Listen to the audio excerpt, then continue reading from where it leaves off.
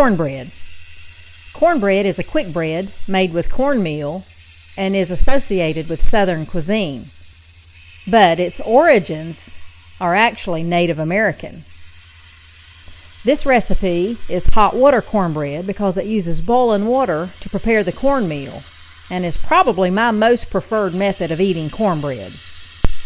Let me show you how quick this old-fashioned dish comes together.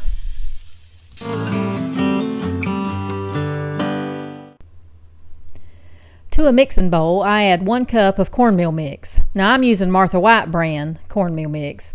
It already contains a little bit of flour, a little baking soda, and a little salt. Now the old way was using straight cornmeal, and they often added a pinch of flour to lighten up the density a bit. There's a few things you can add that will add flavor to this dish. Salt adds flavor, bacon grease adds flavor, and I also put about a tablespoon of sugar in mine. Then enough boiling water to make a soupy mixture. Imagine how our great-great-grandmothers most likely made it.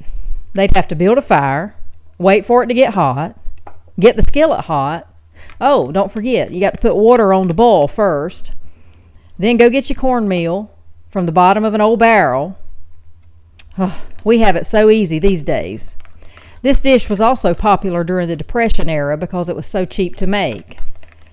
It only called for common ingredients that were very affordable.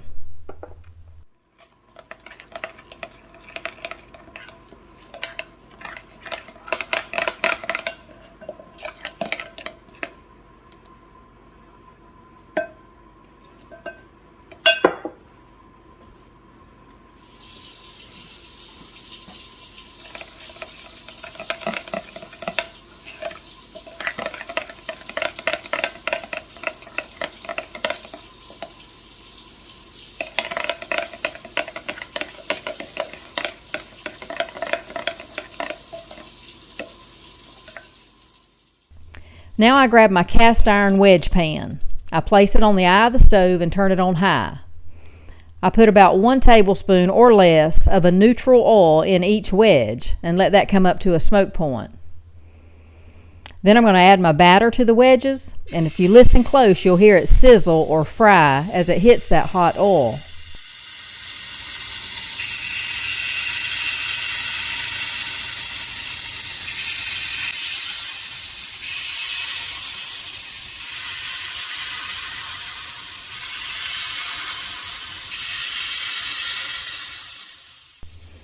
Once I have them filled, I place them in a 500-degree oven and let them bake until crispy edges are formed. The whole process don't take but about 10 to 20 minutes. You can also make your batter a little less soupy and fry these up in the skillet. And then you just enjoy them. Serve them for breakfast with butter, syrup, jam, honey. They're also great served as a southern side to beans, greens, chicken, coleslaw, stews, and even chili. I even put cracklins in mine sometimes, pork cracklins.